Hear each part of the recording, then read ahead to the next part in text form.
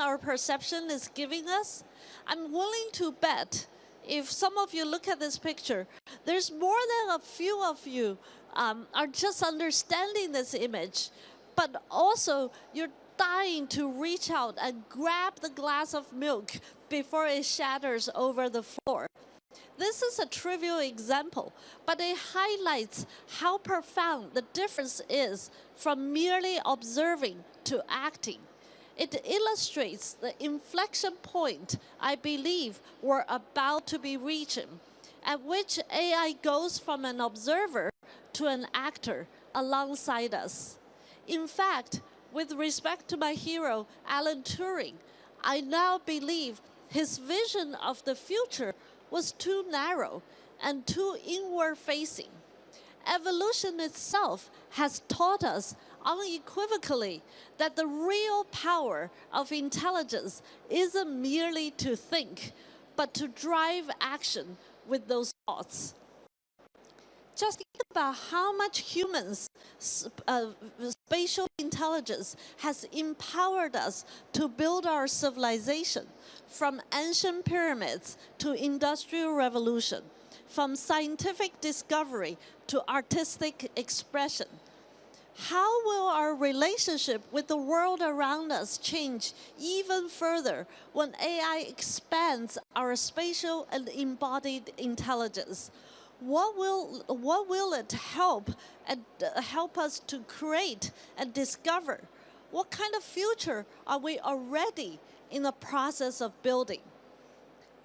Well, here's a glimpse of the rapidly evolving technology of spatial intelligence.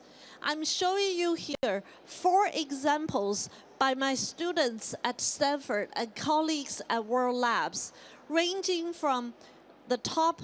The upper left panel is the semantic labeling of complex everyday videos, to the upper right panel, artistic style transfer, to the lower left panel, generative AI algorithms creating videos from text prompts, to the lower right panel, making 3D worlds from any image. And that's right, you're indeed seeing the beloved painting by Van Gogh of a French cafe brought into an imaginary 3D world by our generative AI models. And equally exciting, robotics, a form of embodied AI, is also rapidly advancing.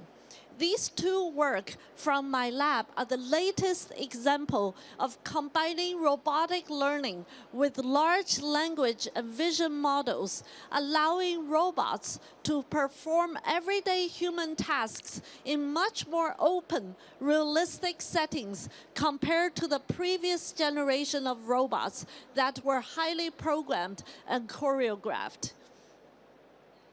These are exciting possibilities. But if AI were truly become not only thinking machines, but also doing machines, our collective responsibility in shepherding this technology becomes even more urgent and important.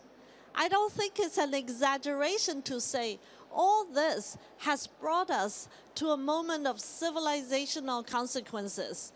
So how are we going to navigate this? I think this is also the purpose of our gathering this week. This question has guided my work for years. While I'm certain there are no easy answers to be found, one theme continuously to run across all my work. This is what I call human-centered AI, which consists of 3 simple values: dignity, agency, and community. First is dignity.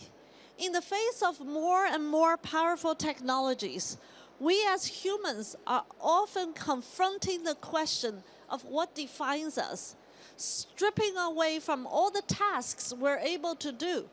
The fundamental pride of being who we are, making decisions on our own, and conducting actions by ourselves is still central to our very being.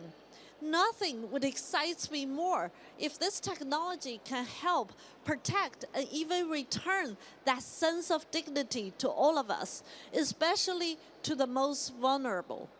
And this is an example how robotics and AI technology can one day help endow the sense of autonomy to even the most paralyzed patients. In this Stanford project by my collaborators, students, a robotic arm is controlled purely by the thoughts of the person, collected non-invasively through EEG, and the recording of brain waves. Our AI algorithms are able to decode that person's thoughts and instruction and guide a robotic arm to make a full Japanese sukiyaki meal. Second is agency. A core tenet of my lab's work has been exploring applications of AI that augments what humans are capable of instead of replacing them. Jobs will inevitably be impacted by the progress of AI, just as every major technological shift in history has reshaped the labor market. But instead of believing that AI help to augment and empower us from creativity to healthcare, from scientific discovery to manufacturing. Much of AI's skill set are complementary to that of humans. There's so much opportunity for us to take advantage of this digital or physical collaborator to superpower ourselves. My lab's work in the past decade in AI healthcare delivery has shown me many opportunities for AI to help to improve the quality of care and to alleviate the burdens of our healthcare workers. Here are 3 examples of using smart cameras powered by AI algorithm to help hospitals to improve hand hygiene practice by clinicians, to help document patient mobility exercises, and to assist surgical instrument tracking.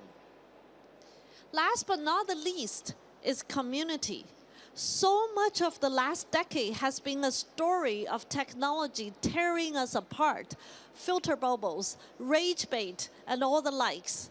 AI is at another fork in this road, with one leading to AI that overshadow real social experiences and personally tailored content that confirms our biases. But on the other path leads towards a world in which AI help us to build better, bigger, and more robust communities, such as educational assistants that bring the ability to learn to more and more people, kids and grown-ups alike. Here's just 2 quick examples. On the left, using AI and VR to support dyslexic college students as personalized learning tools. On the right is an AI expert created by University of Buffalo in the US, focusing on augmenting the shortage of speech-language pathologists to come to early intervention for children aged 3 to 10 with speech and language processing challenges.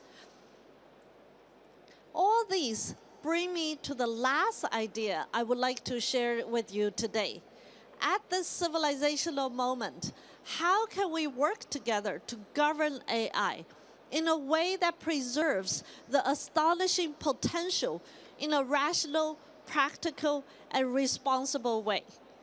For starters, it's essential that we govern on the basis of science, not science fiction. From the Main Street to the Wall Street, so much of today's AI conversations are colored by sensationalism and hyperbole, resulting in misleading policies of AI governance. Instead, we need to apply a much more scientific method in assessing and measuring AI's capability and limitations, which can consequentially lead to more precise, actionable policies grounded in reality. In turn, this brings me to the second point of embracing a pragmatic attitude instead of an ideological one when it comes to AI governance. AI is poised to be a powerful technology that can help us to live and work better if used well. So instead of hindering the upstream exploration and research of this still very young technology, we should put more focus on its practical applications so that we can ensure its benevolent usage and to guard against harmful outcome.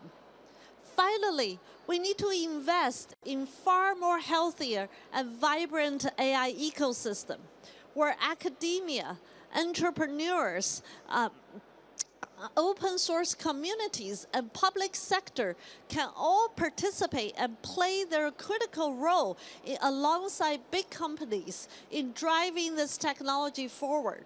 If AI is going to change the world, we need everyone from all walks of life to have a role in shaping this change. Earlier in this talk, I spoke about 3 critical ingredients that brought us modern AI: algorithms, data, and compute.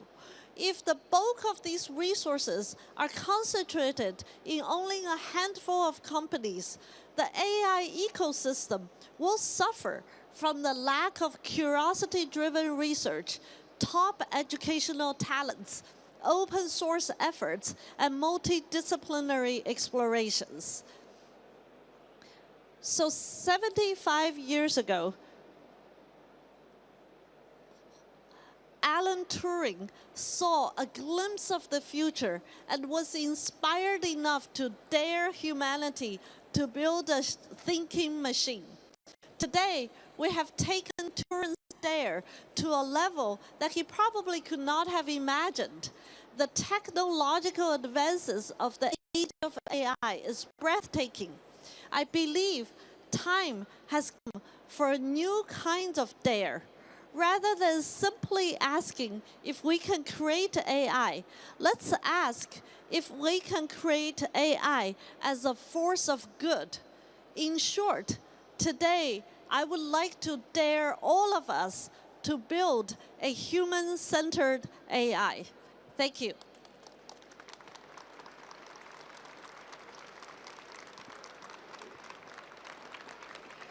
Thank you so much, dear Fei Fei. Thank you. Let them take pictures of us. Yeah, I'll be so proud. Thank you. Thank you so much for doing this. Thank you. I much appreciate.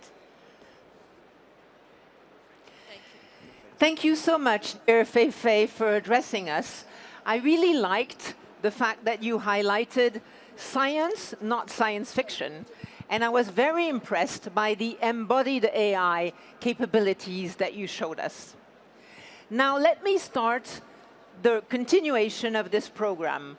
I would like to bring to the stage, or to call to the stage, both Ina Fried and Nick Thompson, who will be hosting this whole event today. Please, Nick, Ina, please join me. Welcome. Wonderful. Welcome. Thank you. Bonjour. Thank you. Bonjour. Thank you. Je suis Nicholas Thompson. Je suis journaliste américain. I'll be one of the moderators on stage today. We're going to have incredible series of pitches. They're awesome. We're going to see red teamers. We're going to see scientific innovation. We're going to see AI used for good. Lots of great stuff coming. Ina? Je suis Ina Fried. No, I don't speak French. Yes! But yeah, I mean, it's such an important time. You know, in 25 years of covering tech in Silicon Valley, I've never seen a technology move as fast. There's so much potential, and there's a lot still to be worked out and not a lot of time to do it. So look forward to hearing some of the innovations. All right. Wonderful. Merci and before beaucoup. we start, we will see the art of Sofia Crespo. Stay tuned and see you soon. All right. We'll be back shortly. Okay. Yeah.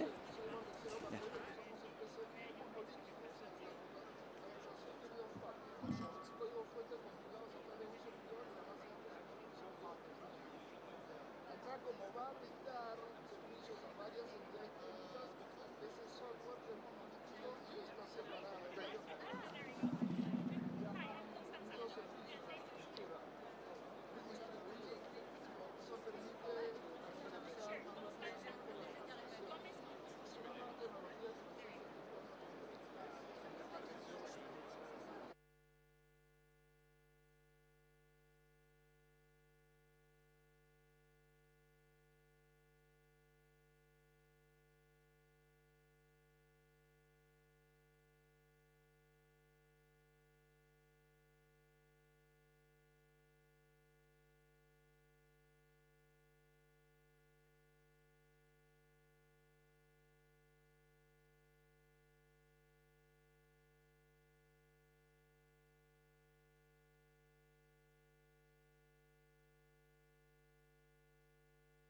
And I just also would like to clarify for everyone that the breakout sessions, the main stage, the auditorium, they're all starting now. So you can either stay here and look at the art and then the use cases, but you can also make your way to the main stage, the auditorium, the breakout sessions. Thank you. So where is the work of the future? It's in the main.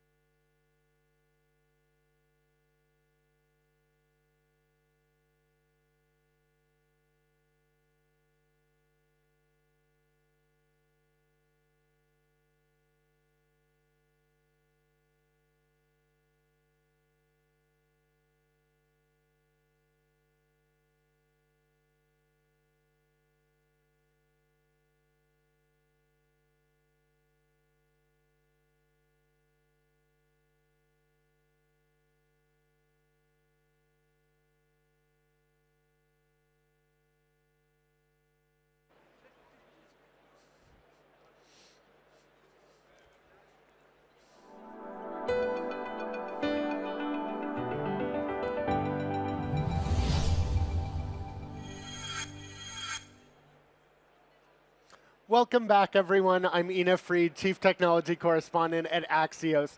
I'm very excited to share with you some of the presentations that we have on how AI is being used today. And I would be remiss, we talked about the fact that this is a field that has been going on for a while. And we talked about Alan Turing earlier in Fei-Fei's talk. My good friend, the former Chief Technology Officer of the United States, Megan Smith, reminds me that Ada Lovelace also played a role. She was in the 1800s suggesting that we need a calculus of the brain, if you will. So with that, I'm honored that one of the first speakers is one of the women helping lead this, and that is Claudia Gomez-Mont, who leads a project called Tech for Nature from Mexico. Claudia.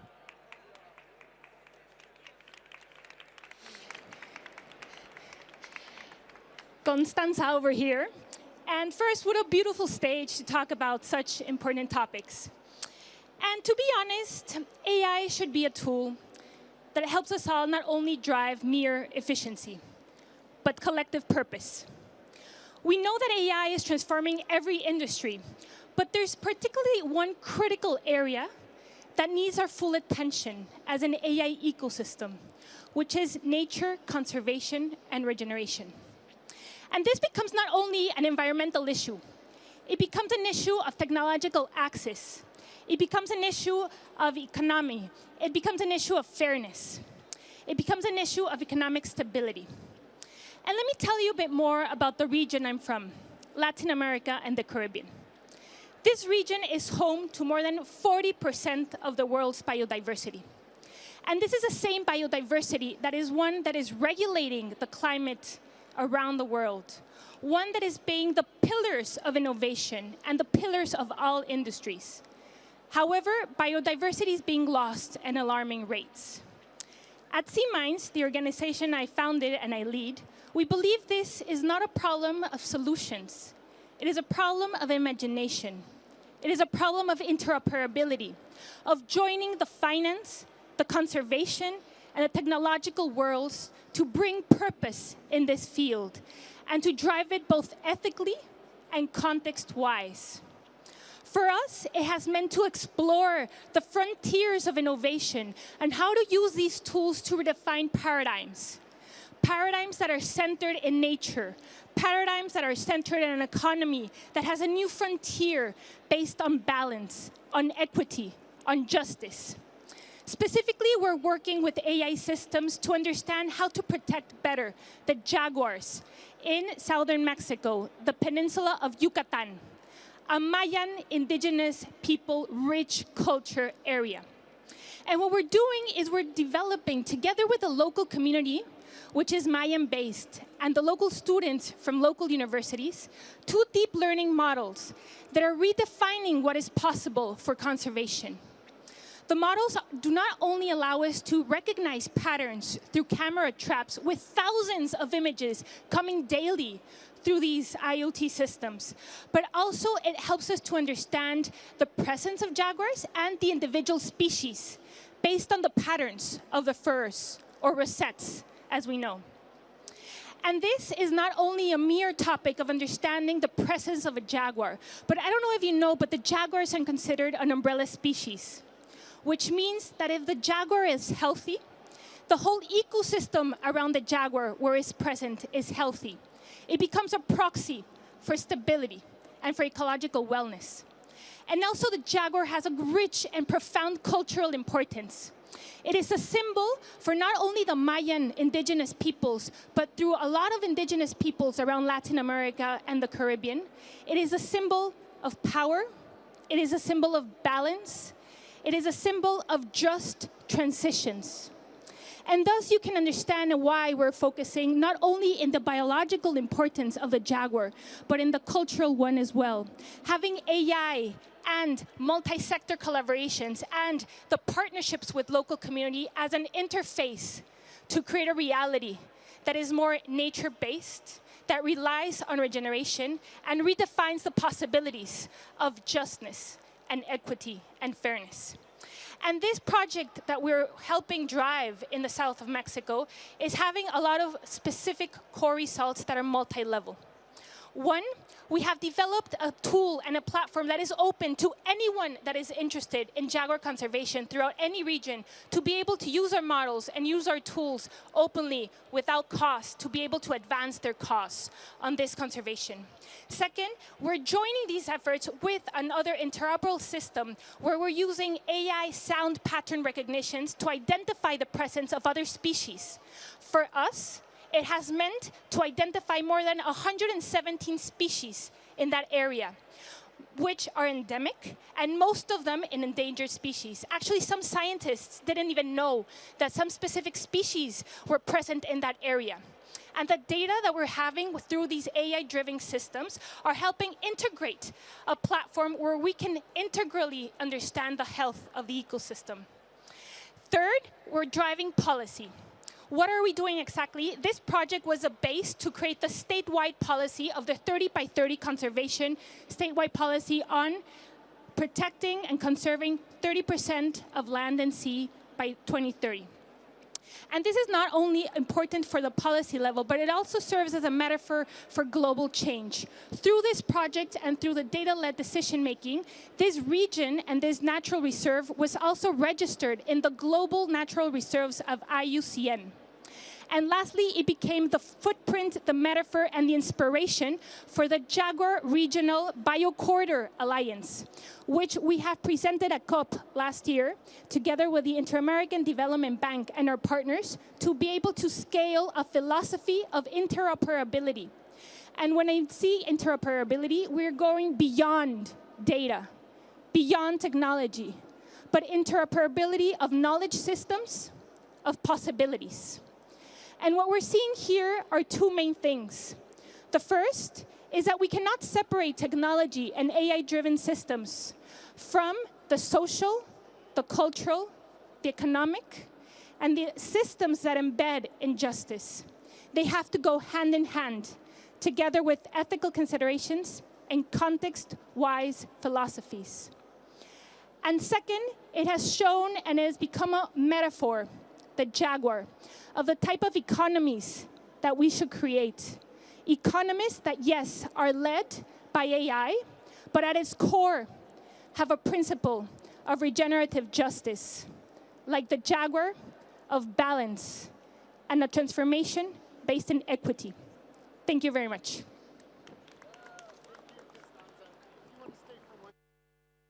So, you know, one of the things about nature and AI is the intense amount of energy use that's being used for these AI systems. How do you reconcile the work that you're doing with AI with the fact that the industry you're a part of uses so much energy?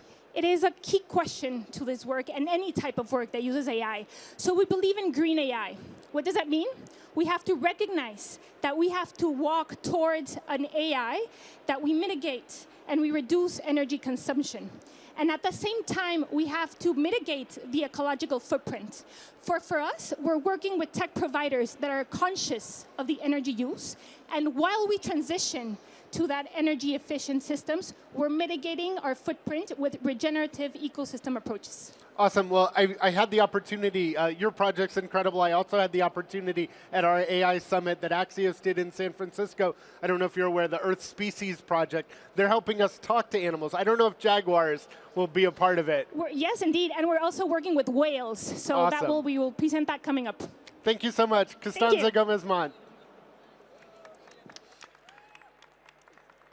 So our next speaker comes to us from Nepal, is working on a project called Satellites for Humanity. Please welcome Nayan Bakadio. Hello. Hello. Nayan. Check. You're on. Thank you.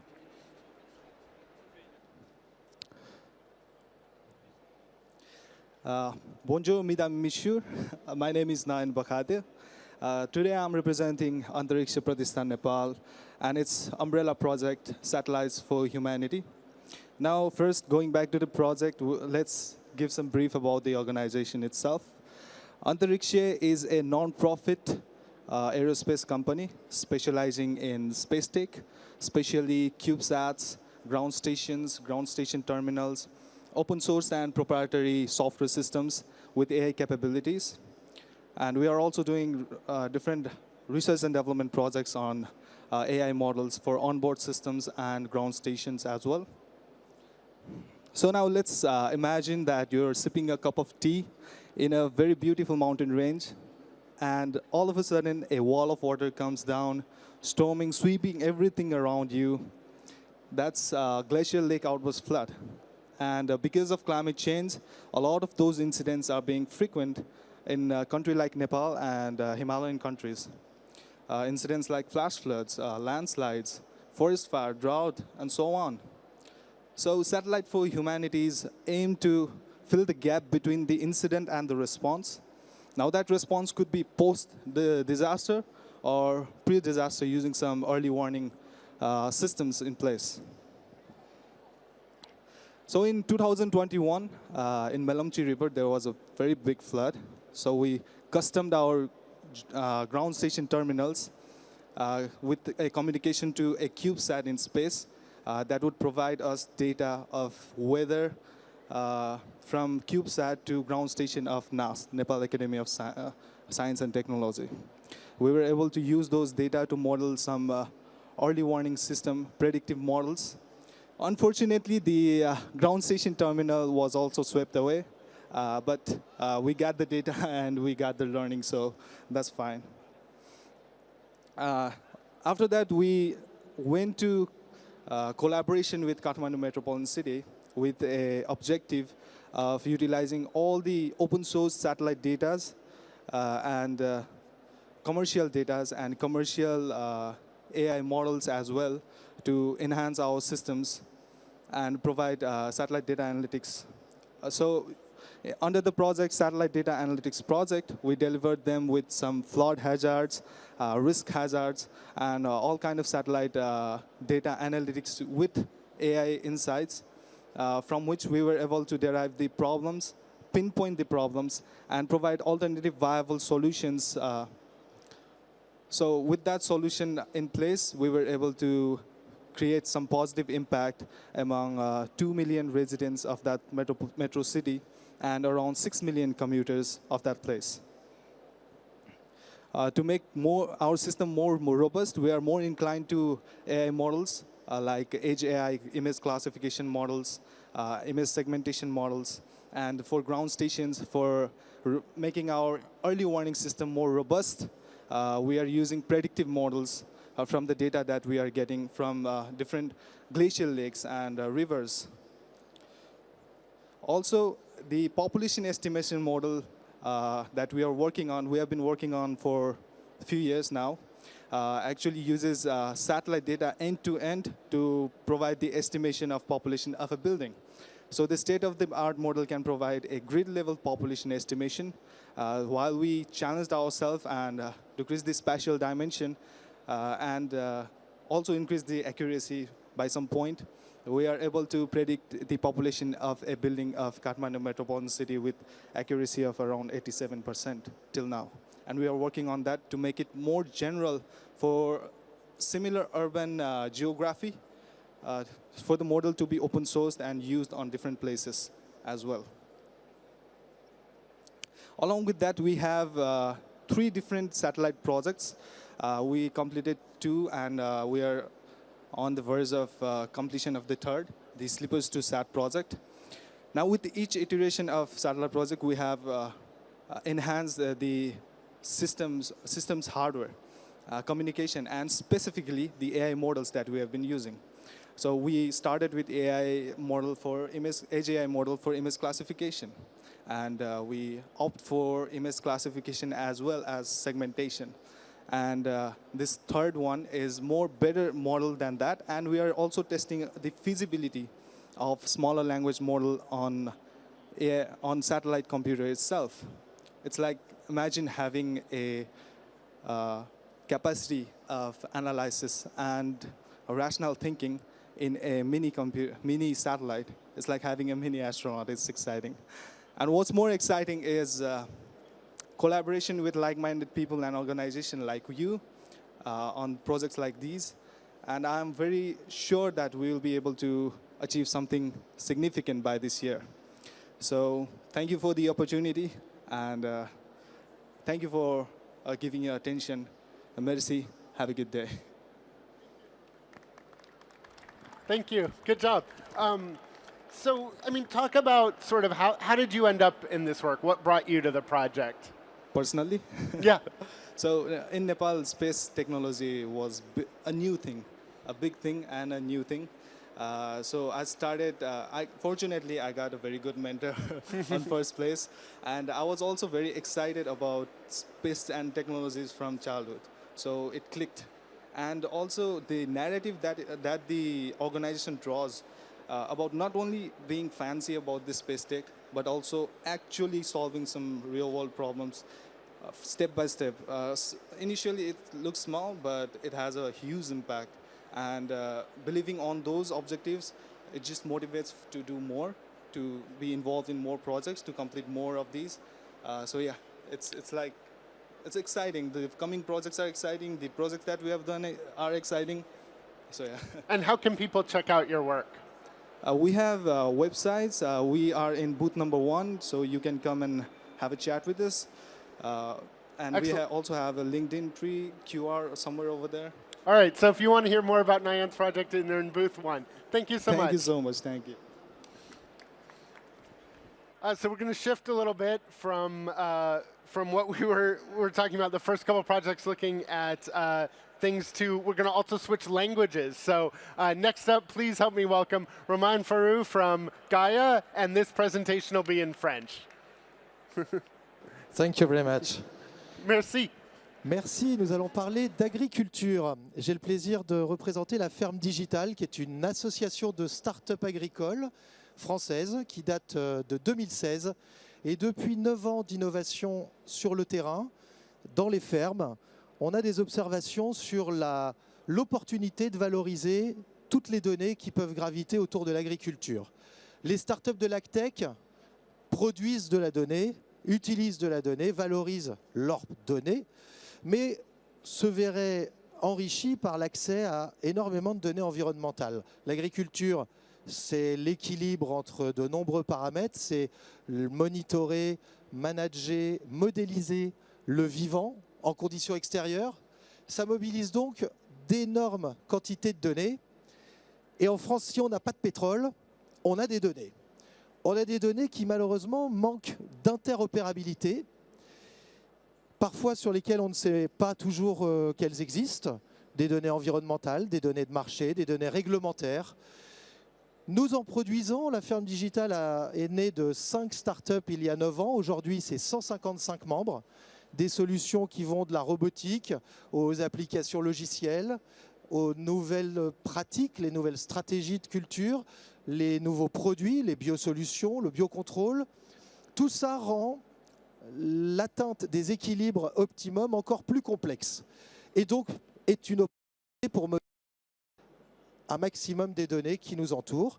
C'est le projet Gaia, le premier projet qui vise à développer un asset industriel favorable à l'innovation, favorable à l'enseignement, favorable à l'accompagnement des transitions agricoles, basé sur des données open source. Pourquoi? Parce que quand on a 300, 400, 500 bases de données qui peuvent nous intéresser pour créer de la connaissance, pour aller plus loin dans la chaîne de valeur, elles sont difficiles à interopérer, elles ne sont pas toujours normalisées. Et on arrive difficilement à se mettre en perspective pour enrichir celles que l'on peut constituer ou produire avec les innovations. Donc on propose d'en agréger un maximum, de donner aux développeurs de solutions un accès à un maximum de ces données ouvertes, parce qu'une partie d'entre elles ne l'étant pas, des données très propriétaires, des données de machinisme par exemple, qui sont souvent relativement fermées. On dit que dans le monde agricole, on a un problème de données en silo. C'est-à-dire que certains acteurs produisent ou agrègent de la donnée qu'ils considèrent comme étant un tas d'or, une valeur certes importante, mais relativement dormante et relativement fermée. Elle ne prend de valeur que si elle circule. Elle ne prend de valeur que si elle est mise en perspective d'autres informations au service de nouveaux usages. Et c'est ce que l'on démontre en s'appuyant sur une base documentaire unifiée qui s'appelle le lexicon. Le lexicon, c'est la première base documentaire unifiée développée par l'association des sociétés de l'open source agricole, OS Farm. Ça, c'est le premier étage de la fusée Gaïa. Gaïa, ça va être un modèle de fondation métier qui va apprendre des données du lexicon. Et quand on a des informations propriétaires qui sont fermées, qui n'ont pas encore été interconnectées, on va aller prendre leur équivalent en open source et permettre aux développeurs de solutions de trouver là, dans les événements comme les hackathons, que l'on reproduit régulièrement pour enrichir les cas d'usage, enrichir la base de données. C'est en fait un principe de la boule de neige qui grossit à mesure qu'elle roule. Plus on rencontre de cas d'usage, plus on crée de justifications à l'interopérabilité de toutes ces données, plus on facilite et on avance cette interopérabilité-là, plus on développe d'outils, plus on développe d'unification de données et de briques logicielles associées pour les traiter, plus on démocratise, plus on décentralise l'innovation, la connaissance et plus on partage. Je pense que vous aurez tous en tête l'idée que se nourrir, bien se nourrir, est un élément fondamental d'énormément de voies de progrès collectifs auxquels on croit tous et que là on souhaite promouvoir dans une démarche collaborative de l'intérêt général basé sur le partage, sur la contribution collective. C'est vraiment les fondamentaux de l'approche de Gaïa. L'idée de s'enrichir en partageant, de faire plus avec moins, de ne pas refaire les uns et les autres ce qui aura déjà été fait, c'est documenté, c'est produit, c'est connecté, et les suivants qui ont besoin de créer de la valeur sur des mêmes sources de données vont avoir déjà énormément d'avance due à ces contributions open source et publiées dans un espace collaboratif. Donc la prochaine édition qui va nous permettre d'avancer vers Gaïa, d'enrichir le lexicon, c'est le hackathon qui aura lieu au Salon de l'Agriculture dans 15 jours. Et donc là, on va exprimer toute l'identité d'une association comme la Ferme Digitale. On ne va chercher des solutions tech qu'en réponse à des besoins. On va présenter des cas d'usage complexes d'acteurs de l'agriculture, agriculteurs, structures qui les accompagnent au plus près du terrain, pour aller se dire qu'est-ce qu'on peut faire de nouveau, quels nouveaux services on peut développer, quelles valeurs on peut proposer aux agriculteurs une fois qu'on a résolu les problèmes d'accès à toutes les données qui permettront de produire cette connaissance. Donc venez au Salon de l'Agriculture, vous verrez des vrais cas d'usage, vous verrez des vraies problématiques métiers auxquelles des développeurs et un collectif qui met en commun ces développements va permettre de répondre. Donc on a le monde de l'agtech français aujourd'hui profite de beaucoup de soutien dans cette démarche. Et les soutiens de la recherche publique nous sont précieux parce que, comme je disais, si on a énormément de données, on les a également parce qu'on a une contribution publique et de nombreux travaux au plus près du terrain, donc des données de recherche. On compte, avec Gaïa, également fluidifier les échanges pour que le continuum de l'innovation vive, que la recherche descende, mais aussi que les pratiques remontent vers elle et qu'il y ait davantage de capacité à ce que la recherche puisse valider et vérifier sur le terrain la validité du déploiement de leurs connaissances, de leur savoir. Donc la ferme digitale est au cœur de son projet, de la fourche à la fourchette, de la paillasse à la parcelle, faire le lien entre des mondes assez hétérogènes en associant des données multimodales extrêmement variées et en les rendant utilisables par les acteurs de terrain. Merci à tous. N'hésitez pas à venir nous voir sur le stand 5. N'hésitez pas à aller sur le site de la Ferme Digitale, sur le site de Gaïa et au hackathon du Salon de l'Agriculture dans 15 jours pour voir ça.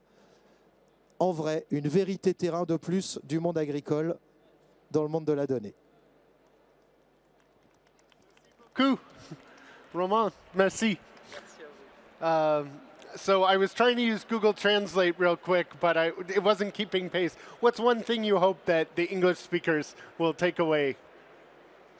The fact that in France we have a kind of lab, an experience and feedback from 15 years of AgTech and maturity to see how valorize, aggregate all the environmental data that we have around in the farming sector and around the farming sector to create more knowledge, more new strategies, to be more helpful with the data for farmers.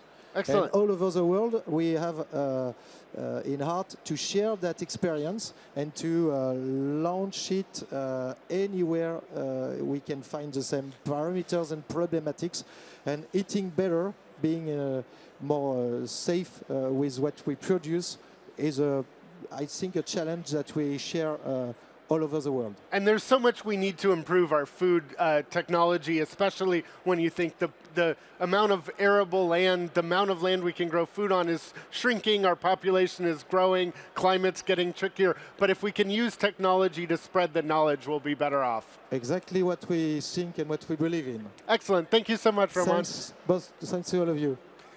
So thank you so much. This is our first session. We'll be back around 11, so 15 minutes, come back, and we'll have more presentations. And I'll be joined on stage. My colleague, Nick Thompson from The Atlantic, will be taking over. Thanks.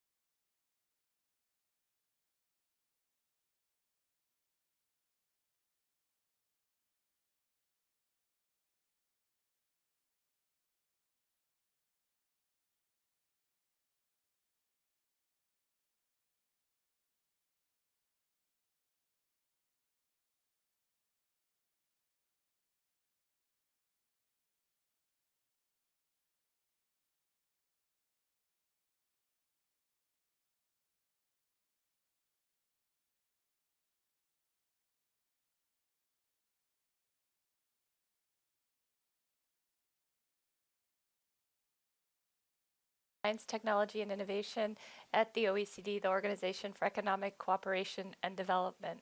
It's my great pleasure to be here today to moderate this panel where we're going to discuss voluntary commitments, and in particular the Hiroshima AI Code of Conduct that I had the pleasure of launching on Friday last week at the OECD. As the pace of innovation increases in AI, the proliferation of voluntary frameworks as well as regulatory frameworks is on the top of everybody's mind, including ours at the OECD. Our mission is to bring countries together in dialogue, but also to harmonize approaches, to gather data, and to advise policymakers on how to create safe, secure, and trustworthy AI.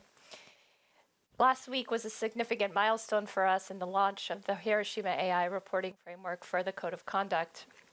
It's the first truly global approach to implementation of a voluntary code of conduct for advanced AI systems.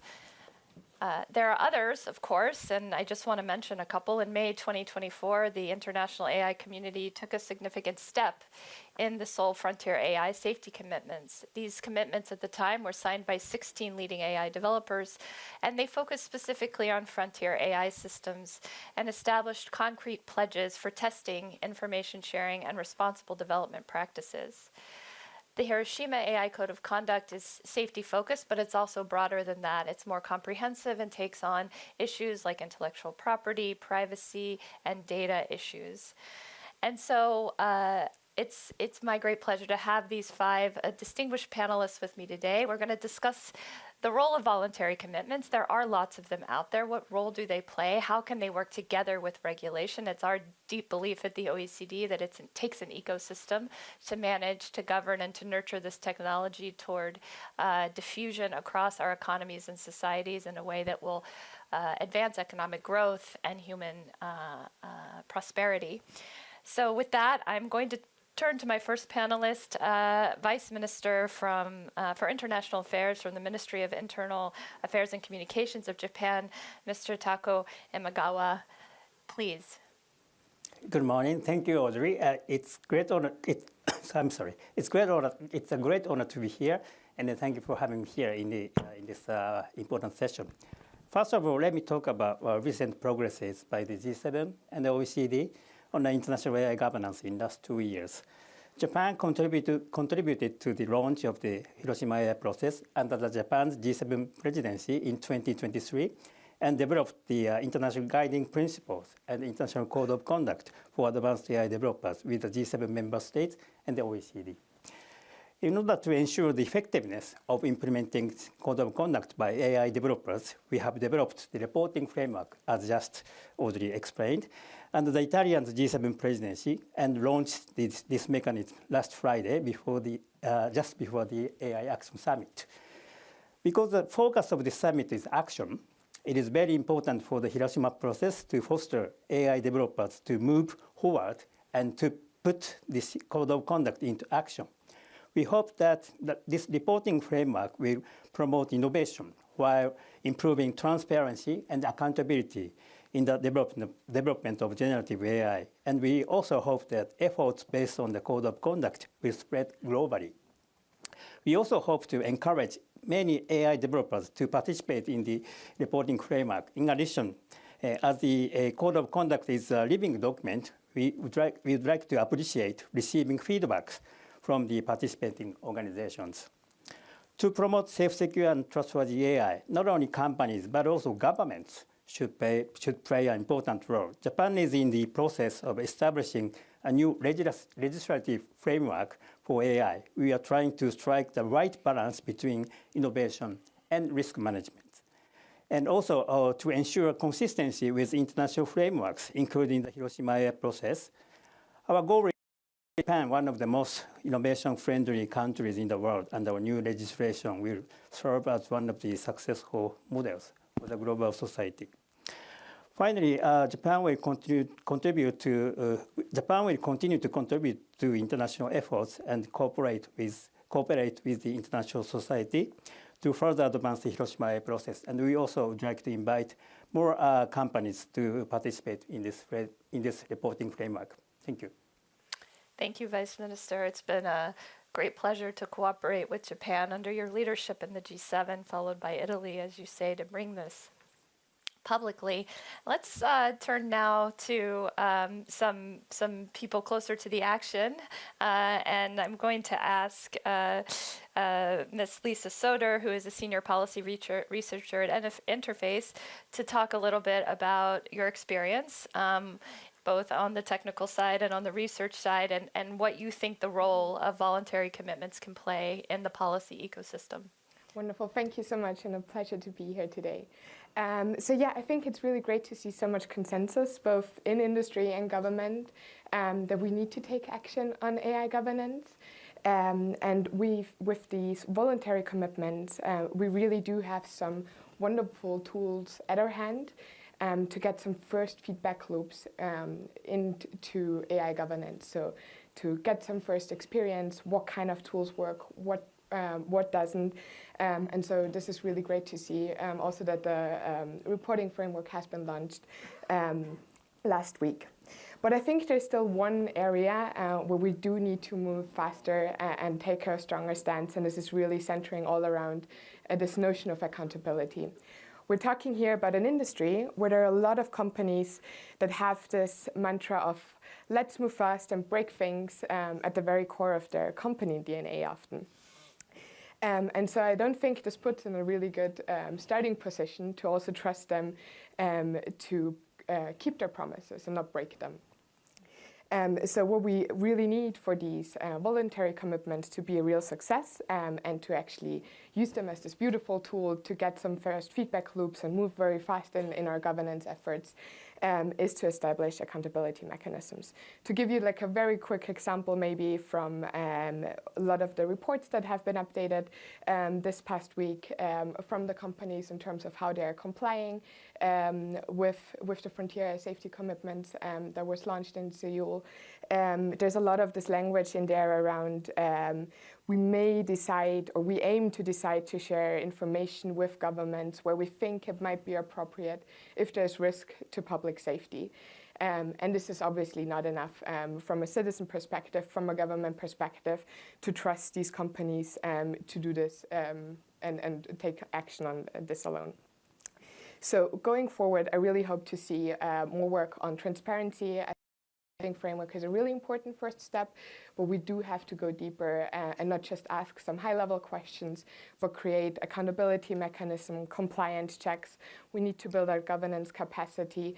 And ultimately, I do think it's also an important step to think about how can we put these commitments also on a legislative footing.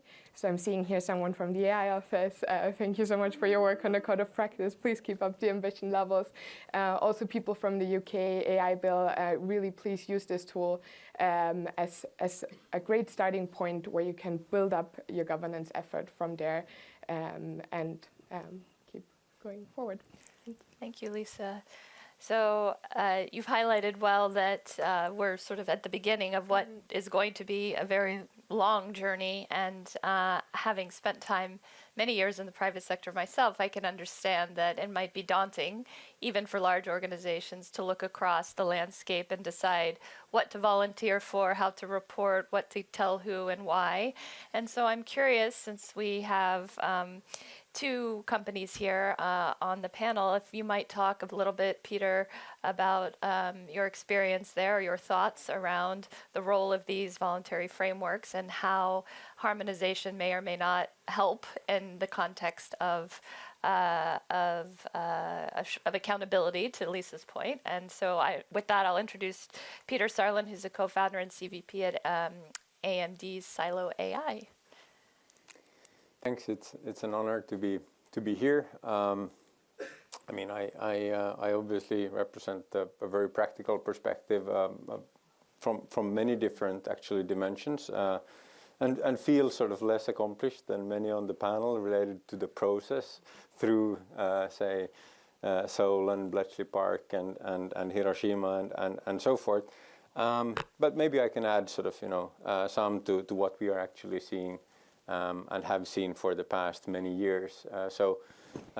Yeah, I mean, Silo, Europe's largest private AI lab that was eventually acquired by AMD in the summer, But we've been in the space for quite a few years. We were founded end of 2017.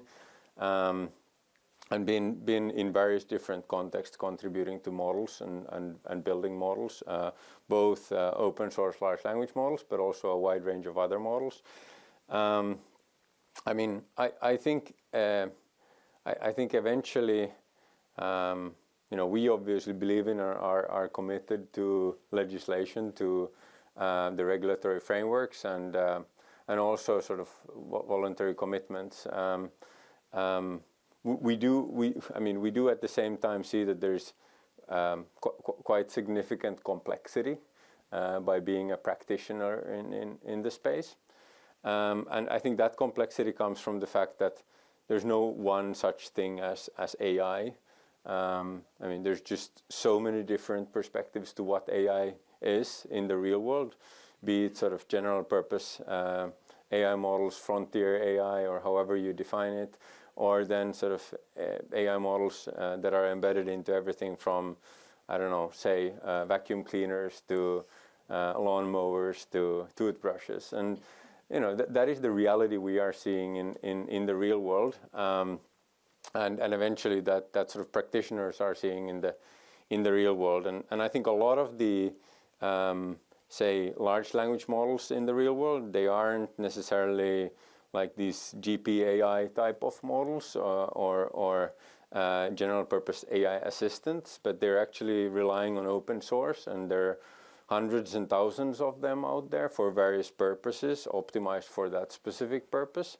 And open source obviously adds sort of quite a different dimension to the space as well, which I think is sort of already in itself on its own tackling some of the sort of transparency and accountability dimensions that we are looking at with these sort of voluntary commitments as well. So I do see sort of voluntary commitments as a way to maybe bridge the gap between sort of practical implementation and legislation, and help us move forward. But at the same time, I think it is adding sort of yet another complexity that practitioners eventually sort of need to spend time with. Yeah.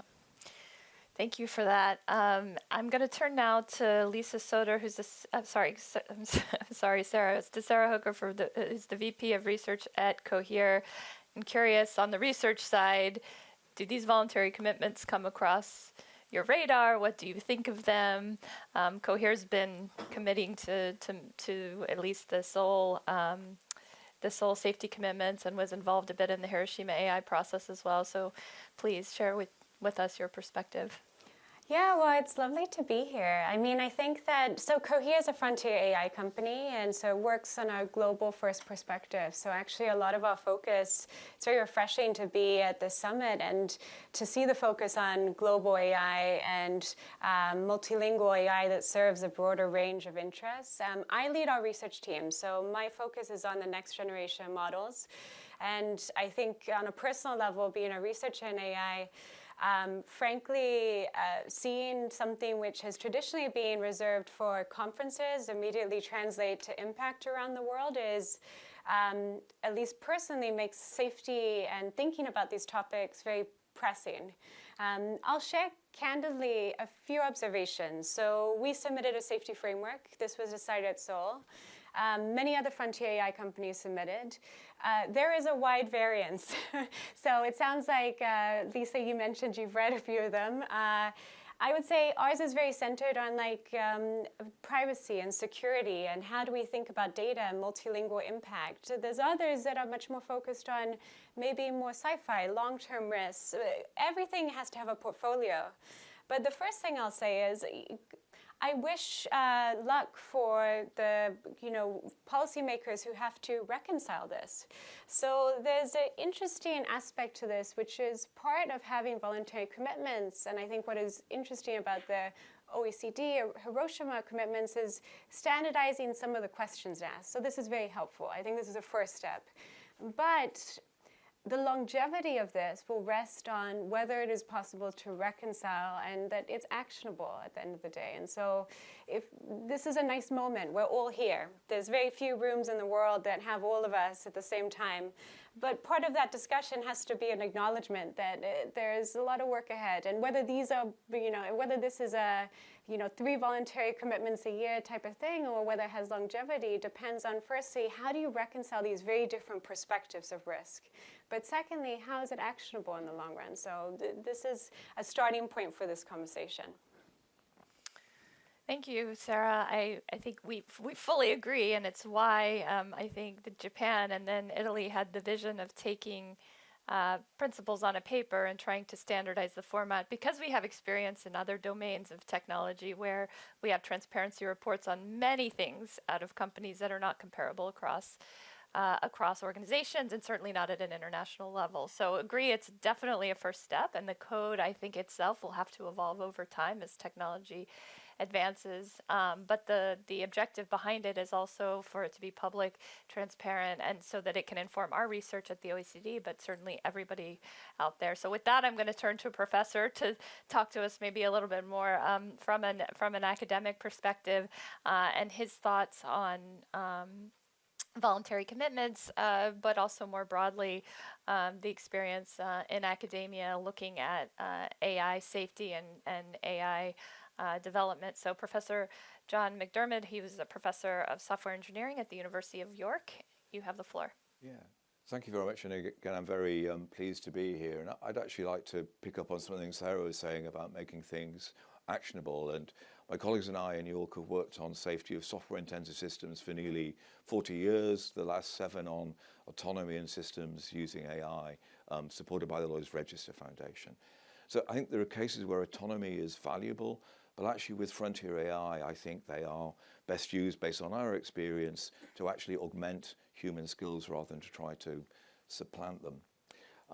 Governments have a role to play in managing risks, and the Hiroshima process, I think, is very welcome there. But I think the critical steps actually lie with the companies. They're the ones who can actually shape the models and make them safe. So from that point of view, the frontier AI safety commitments, I think, are very welcome, but actually implementing them, making them manageable, I think, is a real challenge. I'd like to talk about some things from the traditional safety engineering world, but as adapt to software-intensive systems that can help doing that. And the first thing is we have to understand the context of use, and to us, given how broad these foundation models are, that means we need to link what we call upstream safety, which is around the frontier models themselves, with downstream safety, what happens for an application in particular context of use. To me, one of the really critical needs is better measures of risk assessment. These ideas of criticality levels, I think, are a starting point. We need to understand the scale of deployment, things that can be deployed on millions or even billions of devices in several hours or days is a huge risk factor that we need to take into account. We need to talk about societal impact. We also need to understand the ability to remediate harm. If something occurs and we can't remediate it once it's happened, we must avoid it. If it can be rectified, we can take a different attitude to that risk. We also need to worry about single points of failure, and what happened recently with CrowdStrike, I think, is a good example of that. We need to be able to design for safety and for assurance, and that's something where I think the AI safety world can very much learn from the safety critical systems industry. Another really critical aspect is being able to diagnose problems. If problems arise and we can't work out why they occurred and prevent them occurring again, then actually we will lose public trust.